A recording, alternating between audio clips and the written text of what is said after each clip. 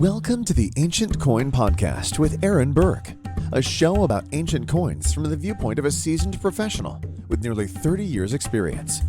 Here's Aaron Berk and Mike Nottleman on the Ancient Coin Podcast.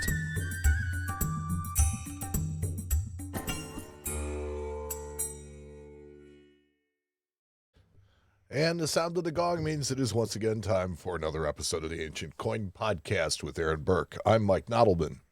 I'm Aaron Berk. There you go. And so the whole premise of this show is that I work for Aaron and his family shop, and Aaron is one of the foremost experts on ancient coins. I, on the other hand, know absolutely nothing. And so it has been Aaron's cross in life to bear that he is going to take me on this journey, and he's going to teach me ancient coins, slow but sure. And we are 20-some episodes into it, and I still don't know everything.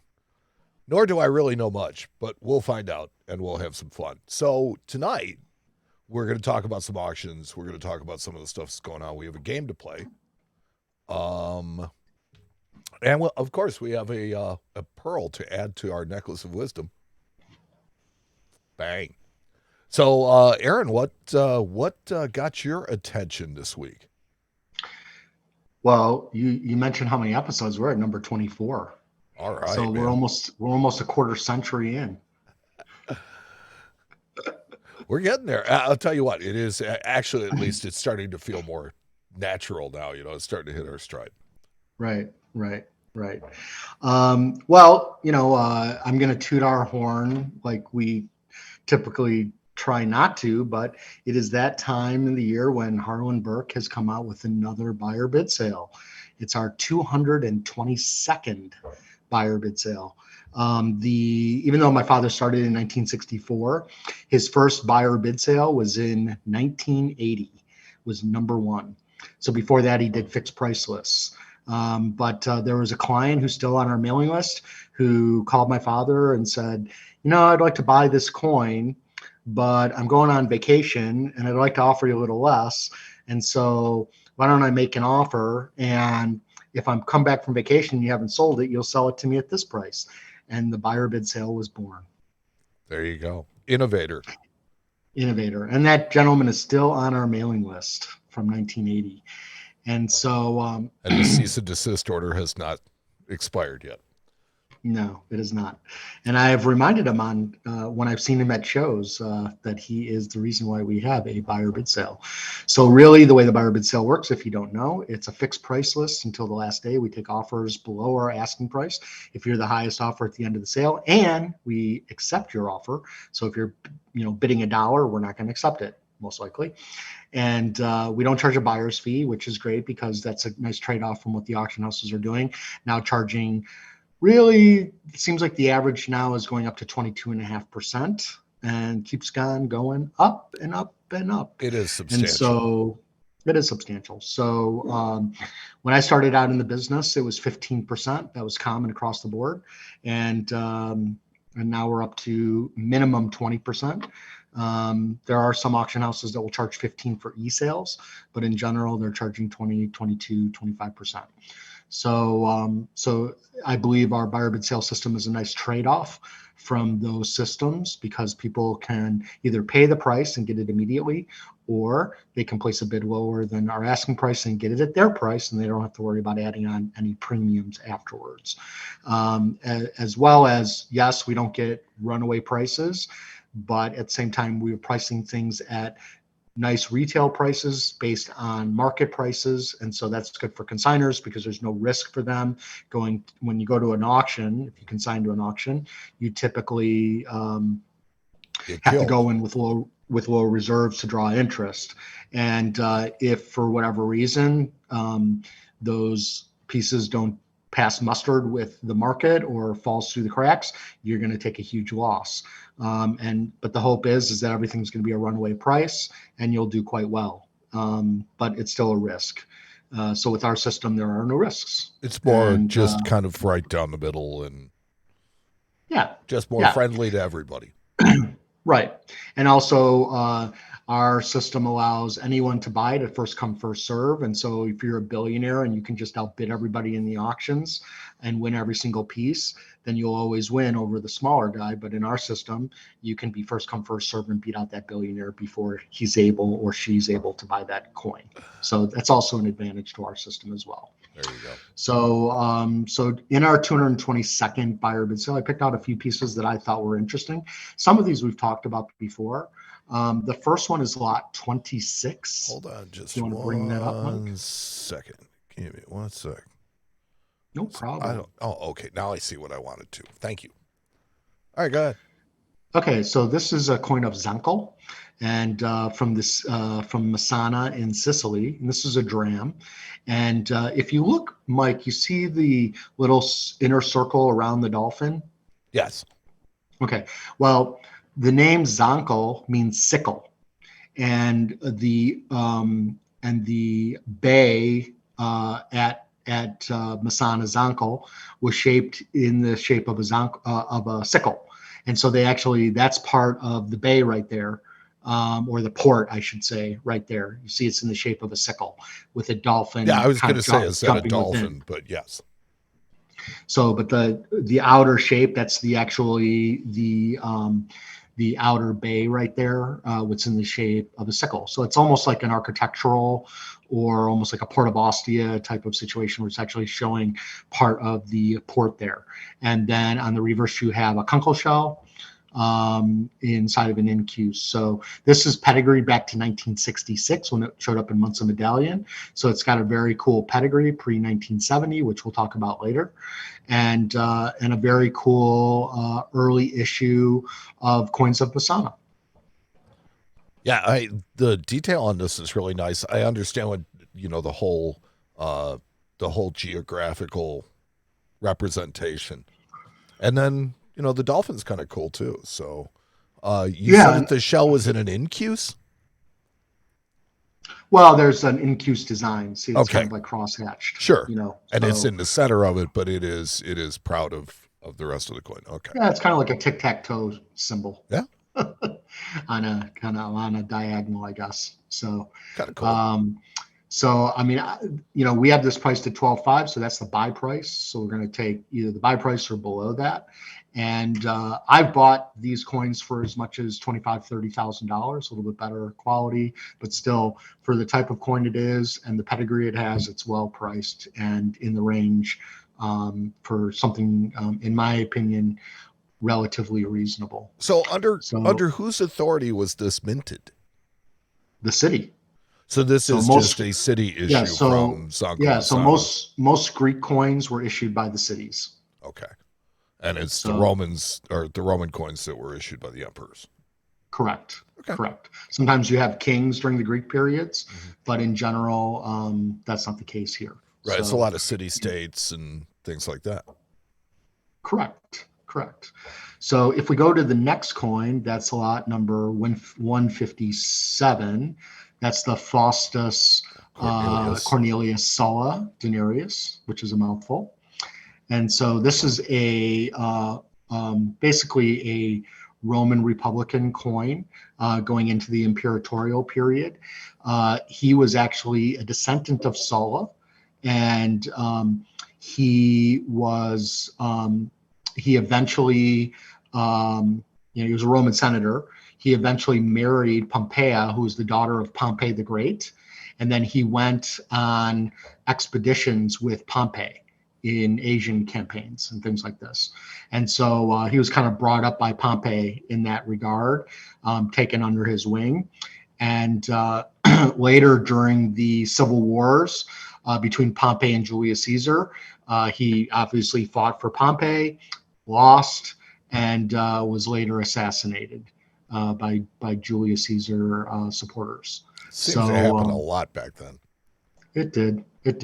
But here we have a beautiful bust of Hercules, and then you have a Diana in a biga, which is basically horse chariot. Not a quadriga, but a biga. A biga. That's so the economy model. Yeah, this is a scarcer coin. It's beautifully done. It actually has an old pedigree going back to 1992. It's not pre-70, but it's a beautiful coin in hand, and a wonderful example for the type. Now, Felix, is that Faustus? Is that like Latin? That's his name, Faustus. Right, but Felix is what's behind the head. Oh yeah. That's the abbreviation for his name. For Faustus. Okay. Yeah. Basically. Well, Faustus is on the reverse. If you see right, that's on the reverse. That's underneath the biga, but behind his head is Felix. Right, which is an abbreviation for part of his title or reign there. Okay. So in any case, they typically don't fit all of the name on a lot of these Roman Republican and imperatorial coinage. Yeah, it's a lot of abbreviation. Yeah, and the names are super, super long in some of the Republican moneyers cases. So yeah, it's really not easy to go with some of those names in the Republican period. And then finally, we talked about this in our space session that we had. We had one on stars and asteroids and comets and things like that. Remember that show a long time ago? A long time ago. Yes. So this is a coin of Elagabalus, and it's a very famous reverse type that shows the Amesa stone. So if you look, there's a chariot pulled by 4 horses, and there's a rock that's inside the center of the chariot where the rider would have been. That's actually the stone of Amesa, was considered to be a meteorite that landed, and so they thought it was from the gods, and so it was worshipped. So they literally was worshiping a meteorite. I think this one may go back all the way to our first show, where we were talking about Elagabalus and Antoninus Pius, which is that the emperor on this one? Because it's definitely in the legends. This is Elagabalus. Okay. So he has different titles. So his titles, but he's part of the Severan period of Septimius Severus. So he's one of the sons. I was just looking at the legend on the obverse, because it says Antonius. Yeah, this is where the legends don't make sense. Okay. I was just checking if it was me. This is one of these situations. I'm trying to put things together and figure this out. Yeah, well, not this is 1,800 years of coin production, and not everything follows suit. Okay, that makes as much sense as when my parents said because I said so. Yeah, and this just happens to be part of the titles that they were using for the emperor back then, and so somebody smarter than me, probably with more legend experience, would probably give you a better answer for that. But typically, Elagabalus and Caracalla and Gaeta are all under Septimius Severus, their father, and so that it just has to do with some of the titles they were given at the time. So as far as the stone of Amesa, was that something that really became culturally important to them, or? Yeah. I mean, it was worshipped because it was given to them by the gods. So, and Elagabalus is one of the very few that actually during this time period put it on his coins. Okay. So it's a very cool astrological coin, in my opinion. So very, very cool. And nice detail too. Yeah, it's these things can go for crazy prices. This is metal quality's okay. It's not great, but it's all there. It's a little off center, but not terrible, and the important aspects are all there. So I think it's in line for the quality of the coin. So, and then let's move on. So that's our sale. And there's lots of other coins in there as well, obviously. There's a lot of sold coins already. Like we sold a Port of Ostia Trajan. We sold a Constantine the Great Aureus already at full price. And so you'll see, a good amount of coins sold, but there's still a ton of coins still available as well. So, and all 3 of the ones I just mentioned are all available still. Not that you need to buy them, but if you want to just go and view them, they're there to be viewed. And there's videos of every single one. But don't let that stop you from buying them. That's okay too. Well, this isn't a show about selling. This is a show about advising. That's true. In any case, If we want to move on, there's another auction coming up. We've talked about Hirsch before. They are out of Germany, and they have an auction that's going to be closing on February 15th. And the first coin that I wanted to bring up that I thought was very cool is lot 1004. You got that up there, Mike? I do. Okay, so this is one of these Celtic imitations by the Celtic tribes, probably German tribes per se, and they get really, really interesting die formations. This is probably kind of a copy of a Thasos stater, but the obverse isn't even close to what it would look like. They're typically copying Greek coins from the same time period, but with their own die styles. And so the more Celtic looking or imitative it looks, the higher prices these things typically bring. But I think they're just really cool artistic coins for the period. It is definitely not like many of the others that we've looked at. It's really hard to figure out what is on the obverse of it. Yeah, this one is strange. It is strange. It almost looks like a bird that's on there inside of a box. Yeah. And so that's what I'm going to go with. Stick figure bird in a Yeah, there you cage, go. in a stick figure cage. There and you then go. there's a guy playing baseball on the back. He's a shortstop. Yeah, or he has two bean bags and the bean bag broke and the pellets are all there you over go. He's playing bags. all over the coin. He's been doing it for He's a long playing time bags. because look at those arms. Yeah, back in the ancient times they had 40-pound bags, so I got you. you had to hurl those things pretty far. That's why they broke open and there's pellets all over the coin. So and what's amazing is he holds two to balance himself while he throws. Then he topples over because they're he's 40. just thick. They're 40 pounds. What do you want? Yeah, well, those are the light bags. So in any case, going on to the anyway, that's a cool area to collect as well. I really, really love the Celtic imitations. Some of the crazy ones go for stupid prices because you're fighting against a lot of high-powered Germans that are collecting their heritage. So there's always that. The next coin, 1104. Very nice incuse on the back of this. It is, yeah. So these are the coins of Cyzicus. And we always know, we even talked about this in one of our games, line drawing, guess what this coin is. The tunny fish, there's a fish underneath the helmet of Athena.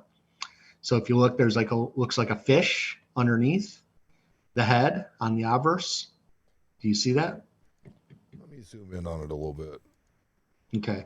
So it's kind of going off the flan, but the tail is to the right. Okay. Yeah. No. I thought I was looking literally underneath the helmet. This is underneath the entire bust. The bust. Yes, Correct. I Sorry. see. So all the coins of Cyzicus have a tunny fish or a tuna underneath or displayed on the coins. That is their symbol. These are some of the first coins made.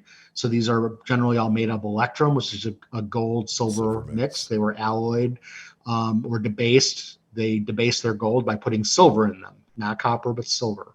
So they were actually Electrum. So you get sometimes really gold-looking all the way to silver-looking coins. If you want to talk about an area of ancient coinage that's somewhat depressed right now, I would say that Electrum coins are depressed. These used to bring huge price tags, and they've really gone down in price. They're starting to come back, but a lot of the smaller hectares, they're just little, that's probably the smallest. There's how many hectares and things like that, but a lot of the standard hectares used to go for stupid money, and now they're bringing $800 to $1,500. Some even less. The staters like this is, it's a big coin. It's 16.11 grams of gold / silver. So it's a big thick coin. Yeah. And the estimate's only 4,500 euros. These used to sell for back in the day, $8,000 to $12,000 and up, so they've really come down in price. And so if you're going to asked me what area is not as popular or has come down in price, I would say a lot of Electrum coins have come down. Some of the best ones still sell for crazy money, but in general, you can pick up some really nice Electrum coins for not a lot of money. And this is some of the very first coinage, going back to, this one goes back to 550 BC. This one is chunky. So, they're all chunky from this period. Yeah. This is what the staters, Electrum staters looked like back then. And you get all kinds of really cool mythological scenes. And so it's a very cool area to collect, and it's the beginning, some of the first coins ever minted. That's like a half ounce. Yeah, they're fun to hold. Honestly, it's a substantial piece of metal. So, so if you think about it in those terms, and if we go to the last coin, that is going to be, we've talked about Poopius before, when Poopius and Balbinus shared their reign together in 238 AD for a short stint. And that's why you have the handshake on the reverse of the coin, because they were co-emperors. And so they're showing their collaboration there. But I just think this is a beautiful example on a nice broad flan. So when we say broad flan, we're saying that the whole artistry is shown on the coin. There's nothing off the flan. You even have the full circle on the obverse going all the way around. So there's a full flan to be able to get all of the artwork. Nothing is off center. Beautiful coin, beautiful style die, very realistic. If you look at the eye of Poopius, you can see the strength in the eye. You can see the strength in the chin and the beard. Everything about it is very lifelike, and this is the kind of stuff you look for when you want a beautiful portrait of Roman artistry. Well, this looks to be more the portrait of a modern coin, and granted, it's 238 AD or 238, BCE. No, CE. AD. Whatever. Yeah, or BCE. Yeah. Well, not BCE. No, AD. CE. But either CE, way. thank you. Yeah. But either way, it's like this looks like it's a 20th century coin, a 21st century coin. There's a lot of detail. It's lifelike. It is well centered. It's, everything on it is well manufactured. And some of that comes from just technology getting better. But, this is where you really start to see coin as an art and really expressing art. And this is a fantastic coin for the type. You can get lots of Poopiuses like this, but not of this style, and not of this quality. And it obviously was so, it's such a nice coin that it's documented all the way back to 1984 in an M&M sale. So it's one of those typical coins, but not in quality. And so the portrait of this is just, that's probably as nice as they get. Yeah. Yeah. And to get these big broad flans, it's very difficult. And so to get one like this, it's not easy to come by. So this is when your golf game all comes together. Well, that's a heck of a coin. It is. So that's my my auction preview. We're kind of like in the middle right now. We have the New York auctions ending. We kind of have a couple of auctions starting up. A lot of e-auctions out there as normal, and but nothing so crazy wonderful. It's just that time of year.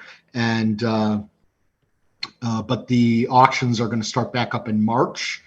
And so March, April, it's going to be a crazy season again, and a lot of great auctions are going to start to come up. I just got the Kunker sale, which is going to be in mid-March, and some fantastic coins in there, which I will profile at a later show. But the auction catalogs will start to come soon. So I think everybody's just kind of finishing them up right now. So So I guess that's all I have to say about auctions. Okay, so, and I will throw a shameless plug in and just say that as far as our buyer bid, it just went to the printer. Yeah. So online is the place to be. You get there before everybody else. Yeah, which upsets some people, but I have to put it up online to get things moving. And it's actually an advantage to put it online first because sometimes we have mistakes in there and customers let us know. And so I'm able to literally vet the catalog before it goes to print and fix any problems that there are before it even hits the printer. And so I actually like that. And just like your newspaper, by the time you get your newspaper, it's old news. And so, newspapers are just a nice way to sit back and review things. And so that's what the catalogs have become too. Sure. So anyway, normally in our educational section, we talk about a specific area of collecting. And really early on, I think it was our first or second show, we talked about some of the rules governing ancient coins. And I think it's time for a review. Okay. And so today I was actually doing what is it called? An AMA. Yes. Ask me anything on Reddit. I was doing it. All these acronyms I'm learning. So I did an AMA today on Reddit and was on there for, I don't know, hour and a half, something like that, writing responses live. And there was a lot of questions about legality and laws governing dealing with ancient coins. And so I thought, you know what, we should talk about that. So an MOU is really a memorandum of understanding is what it stands for.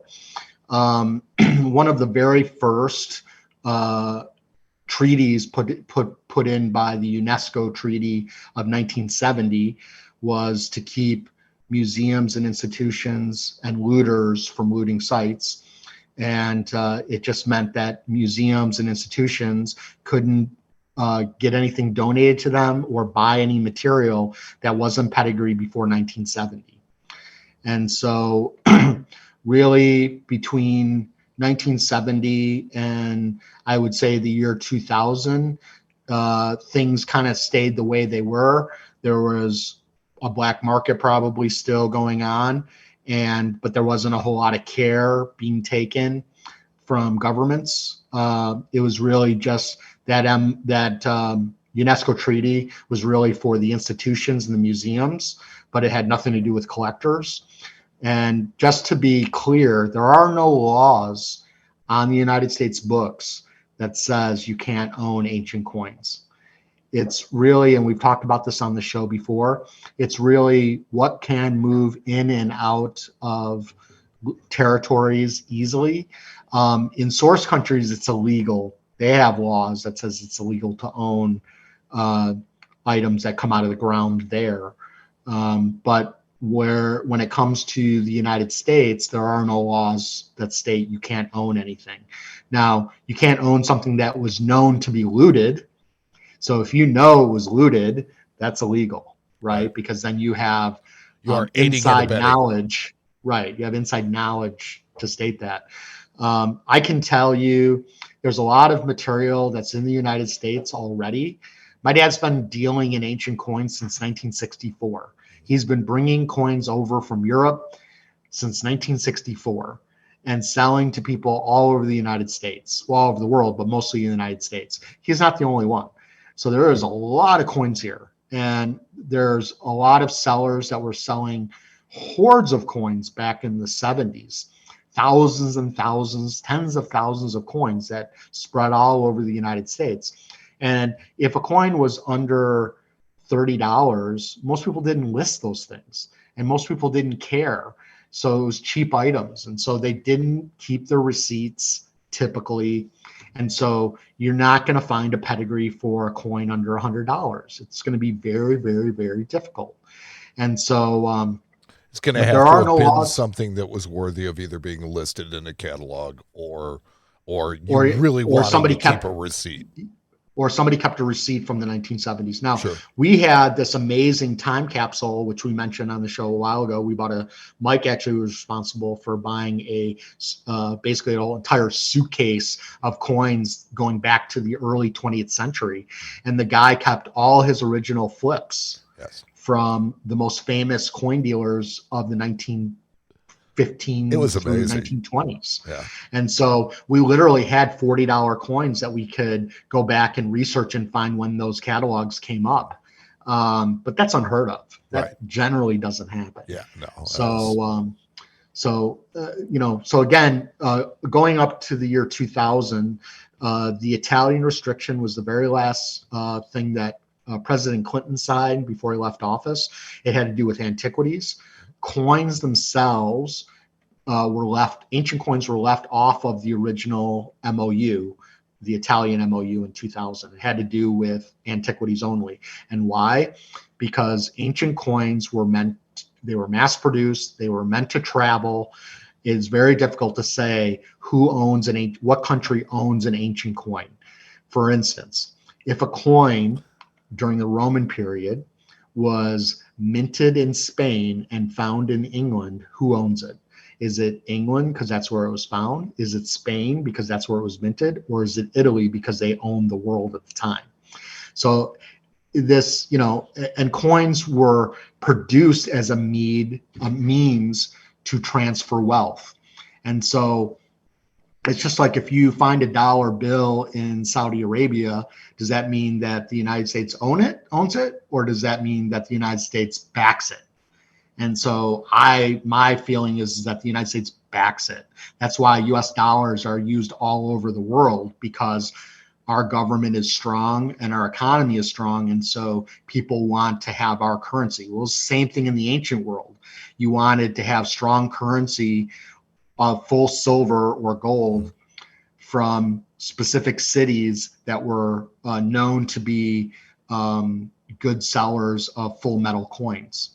And so it wasn't unusual that you'd find an Athens coin anywhere in the Greek world because it just traveled.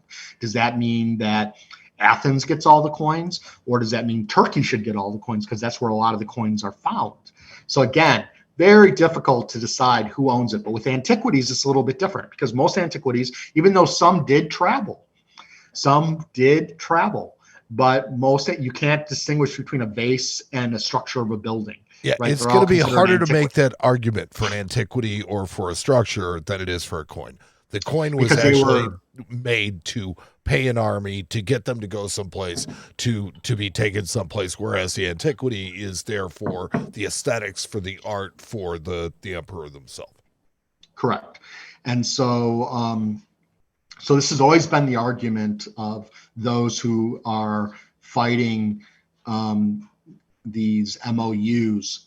Now, the MOU that kind of broke the camel's back, I guess, if you want to say, was in no pun intended. 2000. What's that? No pun intended. Yeah, exactly. So when they passed the Italian restriction, coins were kept off.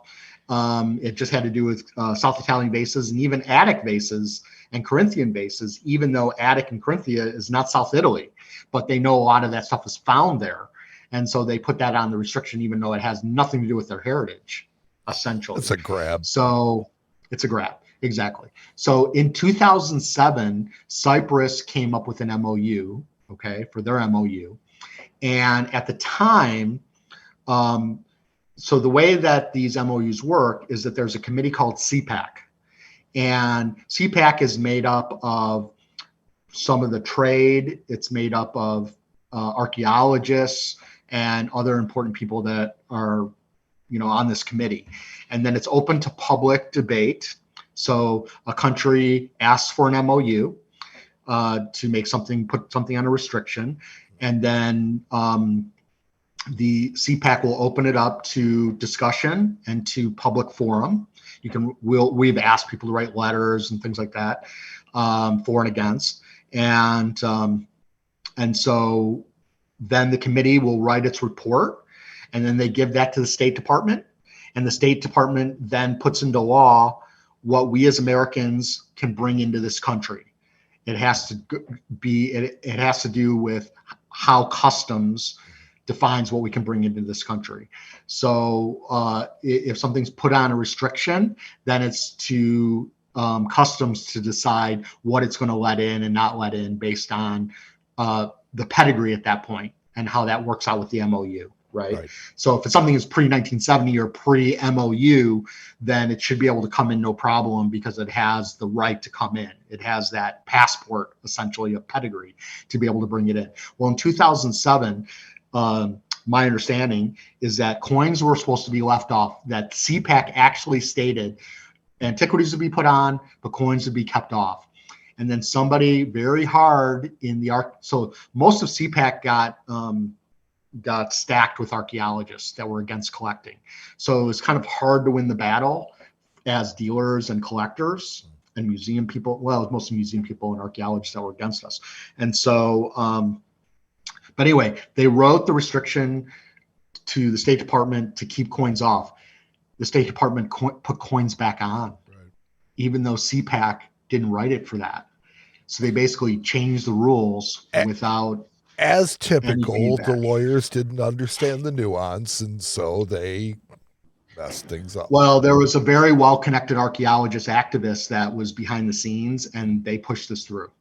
So, and it took some digging by there's the ACCG who fights for this stuff and writes about this stuff, and they actually had to request the information about it. So in any case, since then, coins have been added to for the MOUs for Iraq in 2008, for China in 2009, for Italy in 2011, for Greece in 2011, Bulgaria in 2014, and Syria in 2016.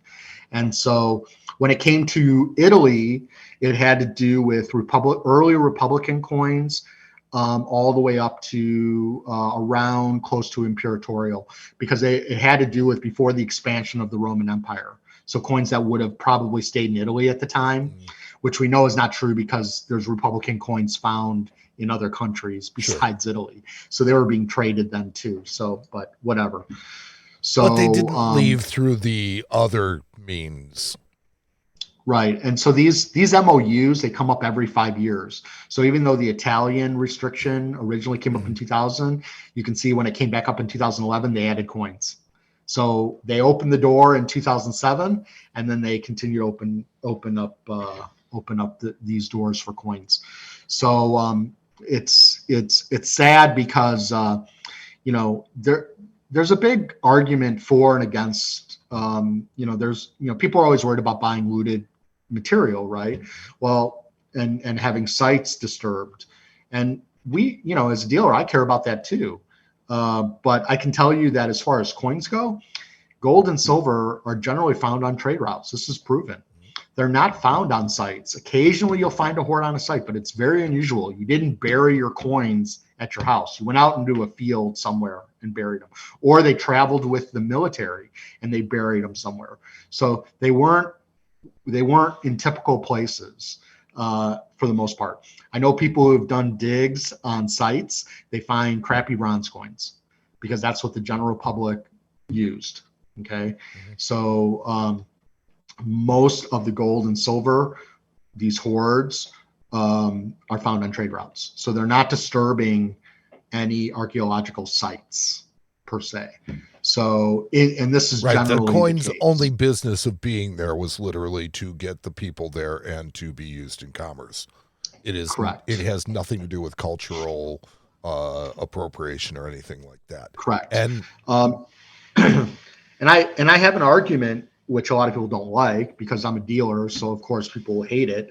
But I bring this up because I think that by creating more of these MOUs and laws against collecting, all you're doing is strengthening the black trade, which is and making it go up in price.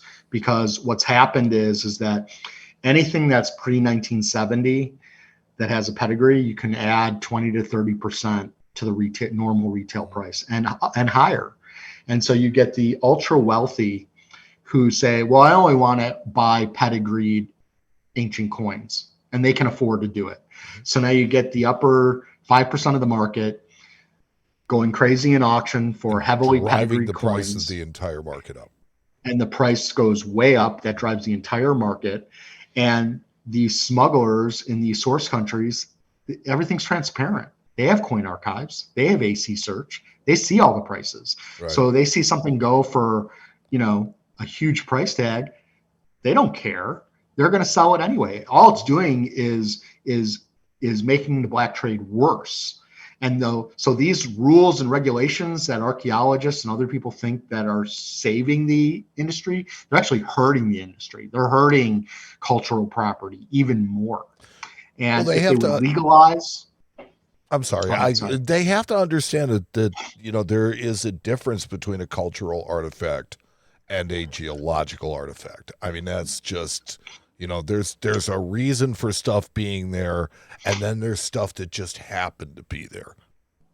Well, there's that, and there's also the fact is if you want to have legitimate people metal detectoring, if you legalize like they've done in England, and they have some treasure trove laws in Israel as well that kind of got fought a little bit recently because of some problems with the Hobby Lobby guy, which I won't get into right now. But most of the hoards that you hear that are found, they're found in England because you get legitimate people metal detectoring legally. They find hoards of coins, they report them, they're excavated, they're documented, and then it's up to the museums and the government whether they want to own them, or they then will give export papers for them and they can legally sell them.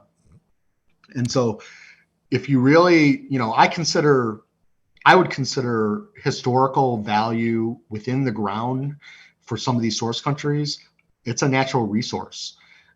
These are poor countries. These are broken countries. Look at Palmyra, completely destroyed by ISIS.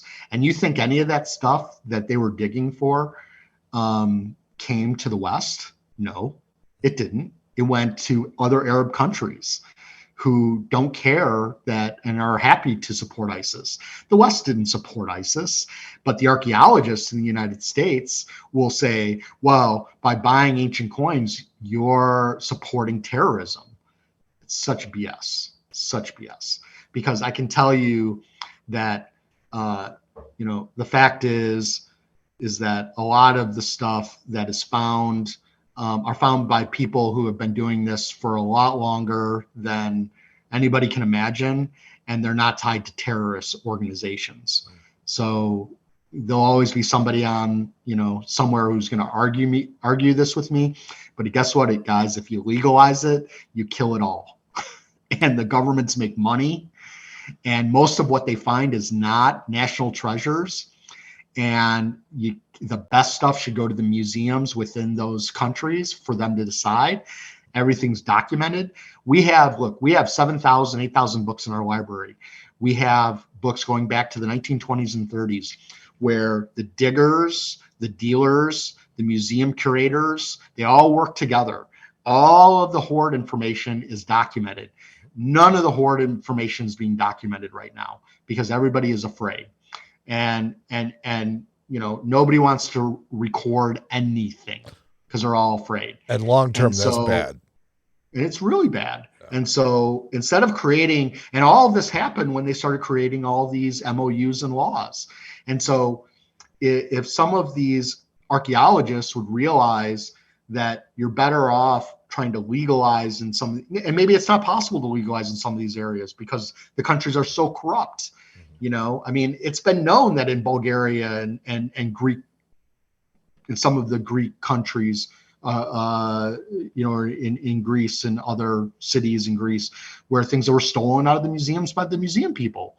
So, I know this happened in Bulgaria, and so just word of mouth. And so, if you can't protect your national treasures in your own museums, yet you're supposed to have the rest of the world police it for you.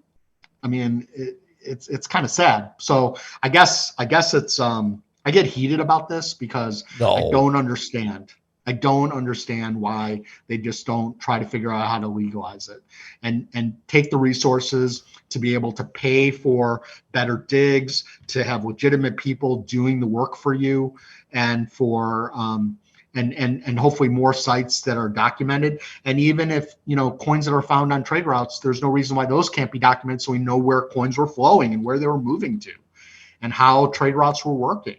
There's a lot of reasons why the right things don't happen. And it's usually because people have a vested interest in the right thing not being done. So Right. that's just human Right. nature. That's part of the way our world works. And it's unfortunate, but I don't think we're ever going to get on the other side of that. Right. Like, you know, for example, you read about in the news, these big numbers of things that have been confiscated and things like that.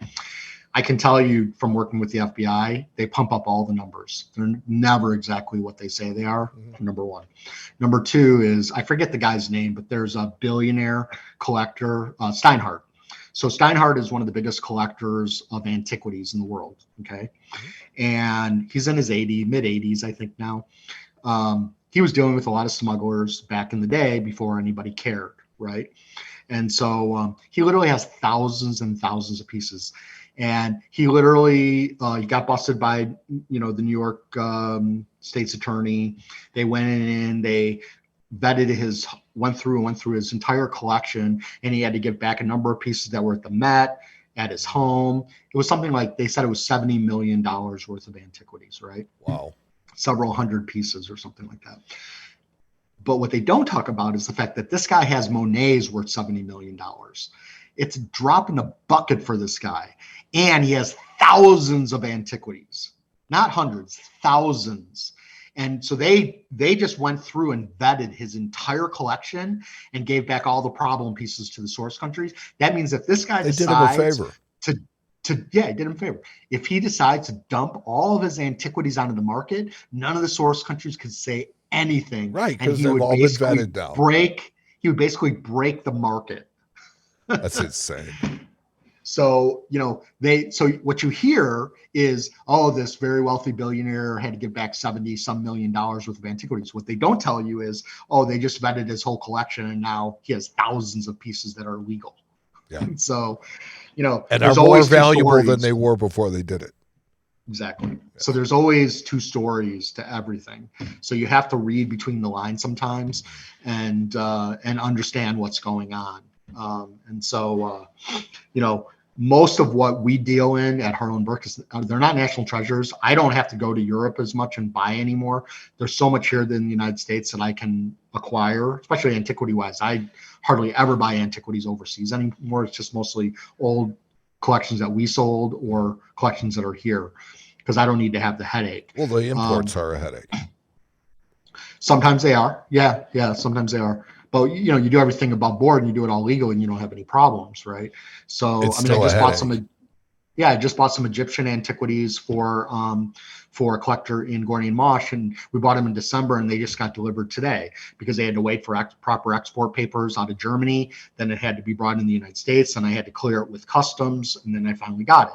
So it took it's a couple months to get something out of Europe in some cases now. And so it's kind of a headache. But it doesn't mean that you can't still own ancient coins. And, there was a question that was brought up today in the AMA Reddit scenario about all of these e-sales and whether or not you might be buying a looted coin or not. Guess what, guys? You don't know if you're buying a looted coin or not. All you know is you're buying in illegal territory and you're buying a coin and then legally exporting it and legally importing it. That's the only thing you have to worry about. You're not going to know whether or not something was looted 100 years ago, 50 years ago, or last year. It's going to be very, very difficult. You just hope that the people you're dealing with are doing the right things and the things you're buying are, legitimately resourced. And as long as you do your due diligence, it's not going to affect you in a bad way. You may end up losing the piece at max, but there won't be repercussions legally. Right. Well, and again, there are no laws in the United States that says you can't own an ancient coin. And guess what? No one's going to come for your ancient coins, guys. That's the other big fear that people have. There are plenty of museums that countries would like things back from. So let's see if they get those things back before they come for your moderate ancient coins. Your $30,000 coin. Right. They want the Rosetta Stone back. They want the Elgin marbles back. Good luck. Yeah, they want that one. They want the Nefertiti back. That's what they want. This has been On the Soapbox with Aaron Berk. Yeah, exactly. And some of you will get pissed at me, but guess what? No, I'm right. I'm right. This is your opinion, and it's well well founded. I mean, I just think that from a dealer's aspect, watching the market and watching what's happening, I can see how it's happening, and I can see that things have gotten more and more expensive because of the pedigree issue, and because more and more people are collecting at high end. And so I've seen the market expand and explode. And a lot of it has to do with the rules and regulations that were created by CPAC. And so, if you look at the alternative and the way things used to be, when all information was shared, nothing was hidden, everything was was above board, we didn't have these problems. And so the more laws you create, the more issues you create. And so not everybody's going to follow the rules, unfortunately. Guess what? That's been happening for 2,000 years. Longer. Longer. Yeah, play the it's over human on that. nature. It's human nature. So you can try to, look at the United States. How many, look, there's some states that haven't legalized marijuana, and there are some that have. And most of America fought against marijuana for a hell of a long time. And now you have states in the United States, you can agree or not agree, but they're making billions of dollars in taxes from it. So instead of fighting it and losing billions of dollars, now they're making billions of dollars. Right. And so, I don't want to compare the two, but there's some similarities. So in any case. Well, the point of view is basically the same. Basically, instead of fighting them, join them. And tax the hell out of them. And tax the hell out of it. Right, exactly. So there are two. Oh, I didn't mention. So the ACCG, I don't know if you ever brought that up, Mike. Actually, I did, and I let it go back because we weren't even talking about it. So if you get a chance, the Ancient Coin Collectors Guild, they actually publish a lot of the MOUs that are going on if you want to donate to it, but you should definitely join and follow them.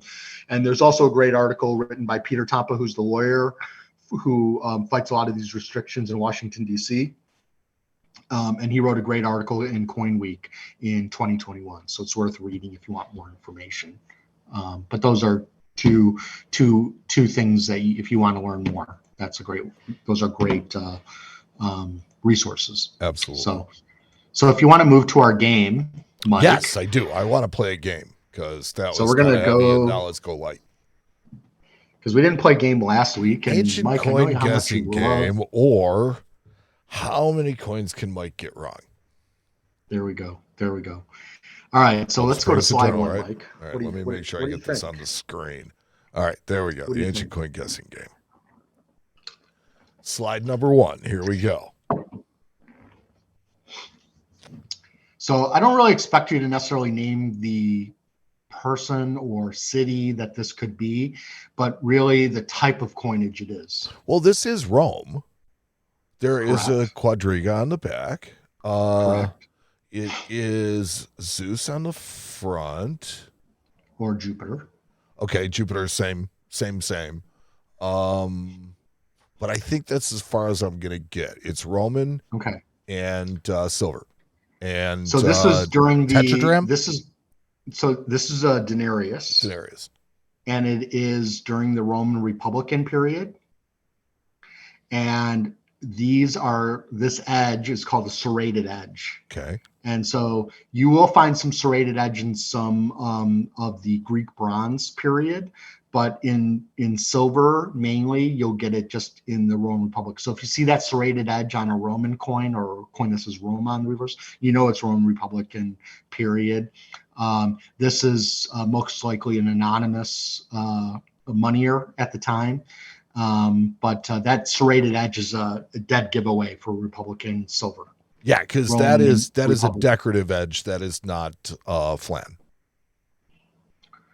Correct. They made that purposely, and probably to show that it was silver all the way through without you having to cut the coin. Sure, is probably why they did that. But and there's other theories as well. So if you go to the next slide, number 2. Kind of a line drawing, but it's okay. So what's this your was guess on Vespasian.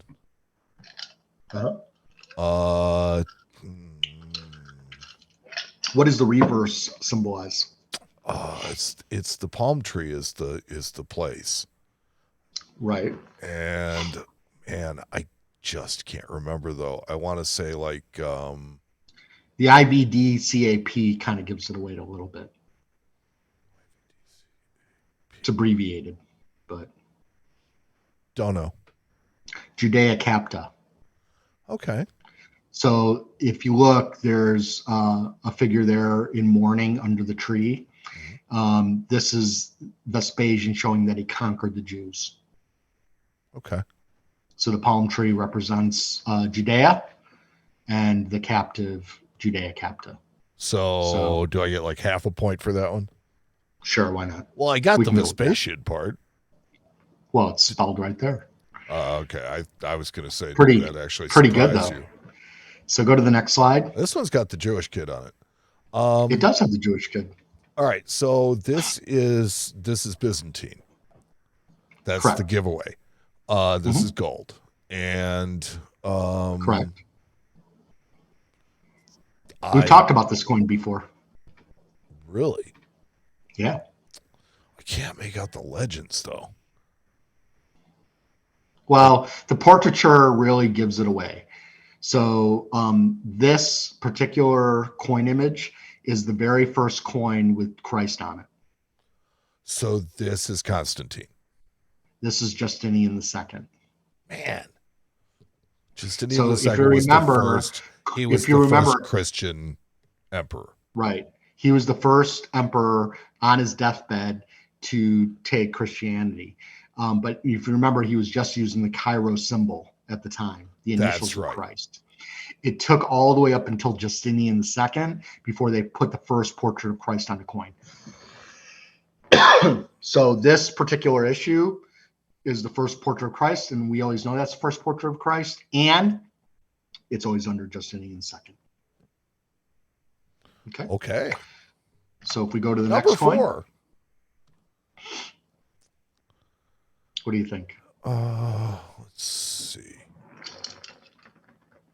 All right. So this is Athena on the reverse. Correct. And I want to say it's Athena on the obverse too. It's a male on the obverse. Okay. So this is also Jupiter. No, No, it's Alexander the Great. it is Alexander the Great, And he's this wearing. is He's not wearing a Pantacopam? lion skin though. He's wearing an elephant tusk. Right. Yeah. No, that Okay. now I see it. Now that you say that, I see it. But this is an issue. This is not an issue of Alexander the Great. No. Alexander the Great just wound up on all of these. Is this Pantacopam? No. So Pantacopam is in the Black Sea. It's a little bit different. So this would have been minted by Ptolemy I in Egypt. And so we know from the elephant headdress, this is the first issue that Ptolemy did. He used Alexander's portrait, but with an elephant tusk instead of the lion skin. And this is the first issue of Ptolemy I. And if you go to the last slide, Well, wait. So to put this on a really, really rudimentary level, because that's where I'm at anyway.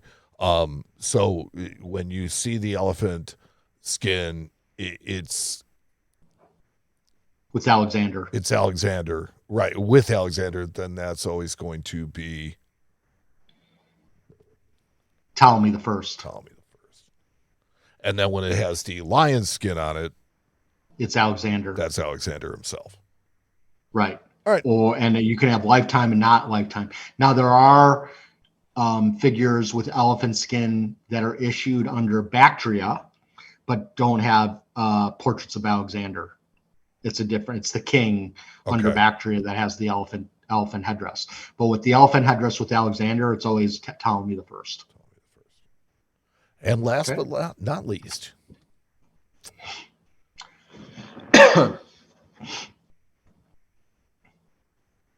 I'll give you a hint. It's related to the last coin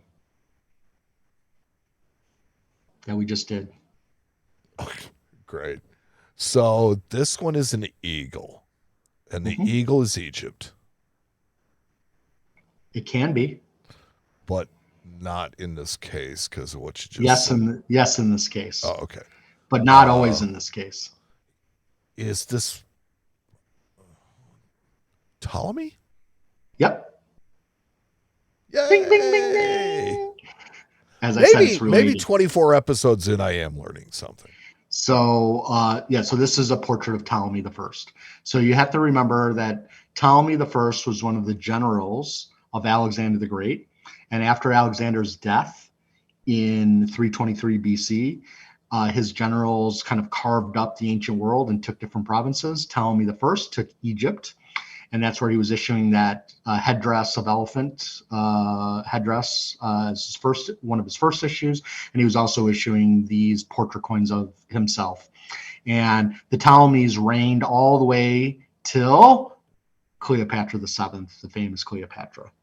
And then we get into Julius Caesar and all that. For 300 years, basically the Macedonians, the Greeks, because Ptolemy would have been Macedonian, reigned Egypt until the Romans took it over. That was a fun game. Yeah. Thanks. You're welcome. Well, it's like I need a little encouragement every once in a while, because it's like it seems sometimes like I'm just so lost. You know, it's like there's so much to learn, but I know you just keep on hanging in there. You just keep swinging. I just love it how you threw out Pantocrapan. I was trying to read the legend, and that's what I thought I saw. Okay. You can it was make just fun a of left me fielder. later. It was a left fielder there. It was a reach. That's what we call it. But it's hard to say Pantocrapan, so I was happy that you even could, you pronounce that properly. I'm getting there. Out. So in any case, Mike, I let you do the Pearl of Wisdom today. So what's your Pearl of Wisdom? So my Pearl of Wisdom is one that you can actually take with you no matter where you go, because we have a rule in modern coins called "Buy the book before the coin." What I've always felt is there's an odd pattern, particularly with people that are brand new in the business or in the hobby, is that they buy first and they ask questions later. So they'll buy something because it looks cool, or because it's available, or whatever reason it's local, and then they do the research. And while that can be satisfying, you generally don't end up getting very good value for your money. And so my thing is always do your research first. If you do your research before you buy, afterwards, you'll have a better coin. You'll have something that you've already done the due diligence, you've done the homework on, and so your money is just going to be better spent. That's sound advice. It's sound advice. I mean, I have, we typically, when new collectors come in, we give them one of our 100 greatest ancient coin books, sometimes for free, because it's a inexpensive book. We've talked about it. Some books in numismatics are very expensive because it's low mintages of low run printed runs, and they don't stay in print very long, and the prices go very strong. Yes. And so, my dad's book is only $30, and yes, it's just a tabletop book, but it gives you a good start into the world of ancient coins. And so I was sitting with a client today who I've known for many, many years now, and we were talking about my style of selling, because I think I said to him something like, I brought him a couple coins, and one of the coins he had bought, and I brought him a couple more for him to think about. And I basically said to him, well, me, I'm not going to push you to buy anything. And he's like, well, that's what I love about you. Yeah. And I said, yeah, I'm not a hard seller. And so, and it reminded me when I first met him, I didn't sell him a coin for the first year I knew him. Every time he would ask me, should I buy this coin? I'd say, no, it's a piece of crap. Wow. I would really say that, No, but that's good. No, I mean, don't buy that. At least he knows that when you say I would buy it, that you mean it. Right. And so it just took a while to, and I wasn't really trying to win him over. He was just asking me about coins that I thought were ugly. Sure. And he just needed to learn, and now both of us have full trust with each other. We're good friends. And the people I work closely with, I consider them friends. And I only want them to buy coins that are going to only have upside for them in the long haul, and that they make sense for them. And so look, if somebody asks my opinion on whether they should buy a coin, I'll tell them the truth, even when it's my own coin. I'm not going to oversell something. So if they don't ask my opinion, they buy the coin, that's on them, So it's not to say they're buying something bad or not, doesn't make sense, but it's like when somebody asks me out of our junk bowl, which coin would you buy? None of them. That's why they're in the junk bowl. And my answer to that is beauty's in the eye of the beholder. So beauty may be skin deep. Yeah. Right. And so, and I would also say it's not fair to ask me that question because my tastes are very strong and very refined when it comes to this material. It's like somebody who drinks wine really knows wine really well, and they can taste things that nobody else can taste. I can drink a $30 bottle of wine and it could be a $2,000 bottle of wine. I wouldn't know the difference, but people who know wine would know. Yeah. I mean, it's like if you talk to the dealers in this business, it's amazing some of the odd little quirky things that they collect. Tom Delory was famous for collecting those I can't even remember what Banana Republic it was, but it was just by die variety. He was doing this thing, and I like Canadian provincial tokens and stuff. So it's always something obscure and always something weird and different. So you really don't want what I'm looking at. You want what you want. Right. Well, and I've been collecting Chicago tokens. I have been finding you some very cool ones. You have, and I just I don't really look at them that often, but I just think they're cool. And so I just recently bought from John. Was it Kreklovich? John Kreklovich. Yeah. I bought a. It was on our webpage. It was on our Facebook page yesterday. It was a 1908 Chicago Coin Society medal. Chicago Numismatic Society. Yeah, from 1908, and it was celebrating its 50th year. Well, it was his 50th monthly meeting. Right. And that's correct. And it was from 1908. But the thing about it is it's still red. Yeah. I mean, it's not condition. Brown. This thing is red. It's really nice. It's beautiful. It has iridescence. It's almost has a mirror finish on it. Yeah, it's very really, nice. Really cool. Very cool coin. It's very cool. It's sitting on my desk. I was actually talking to Mike Prince about it, and he's like, "Why'd you get that?" And I said, "Because it's cool. It's Chicago." Yeah. And I said, you know what? The only people who are going to love this are people from Chicago area. And guess what? There's a lot of collectors in the Chicago area. There's a lot of people in Chicago, so I'm sure you'll find more. It's not Topeka. Correct. That should be the tokens that Mike usually finds for me are like tokens from the bars. Peep shows, Chicago bars. It's really cool. All kinds of things. So, yeah. Or I have like the good luck, the penny and the horseshoe thing from Ben's Coin Shop. Yeah. From Ben's Coin Shop. Ben's Coin Shop. Which is our store going back to the 1930s. Yeah, it says Ben's Coin Shop, 31 North Clark, Chicago, Illinois, which is. And the phone numbers is like 4428. Something like that. So it's just cool, so a lot of history with our coin store. So it's cool to see that, to be able to pick up something like it's that. Been a coin shop for so long. That's I know. And in fact, you found me that Ben's Coin Shop that you guys got in a deal. And that same week, I saw 2 more on Facebook being offered. And then somebody sent you one. Yeah. And you gave me one. So I have one, which I think is like one of the coolest things ever. Yeah, I mean, some people want a horseshoe up their ass. I'd rather just have the horseshoe. Okay. Then I won't put it anywhere. Okay, that's better. And on that note, do you have anything else for us, Aaron? No, I think I'm good. Okay. I think I'm good. Yeah, I think we're good. So, you really got your money's worth tonight. Action-packed episode. Thank you to everybody who helped us put this together. Thank you to the people that visit our Facebook page and who offer comments and offer us to look at their coins.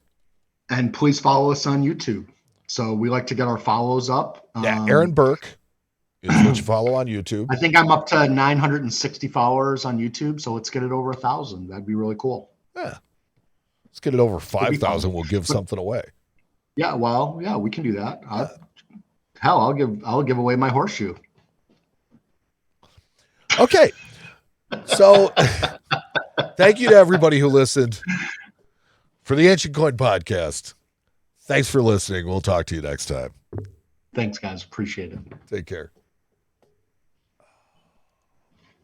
Thanks for listening to the Ancient Coin Podcast with Aaron Berk. We'll return with another episode soon. Meantime, you can join our private group on Facebook. Just go to facebook.com and search the Groups tab for Ancient Coin Podcast Discussion Group and ask to join. There you can become part of our community, where we share and discuss ancient coins, as well as the show, the ancient coin market, auctions, or just to give our own opinions on things in order to learn together. Join Aaron and Mike again soon for the next episode of the Ancient Coin Podcast with Aaron Berk.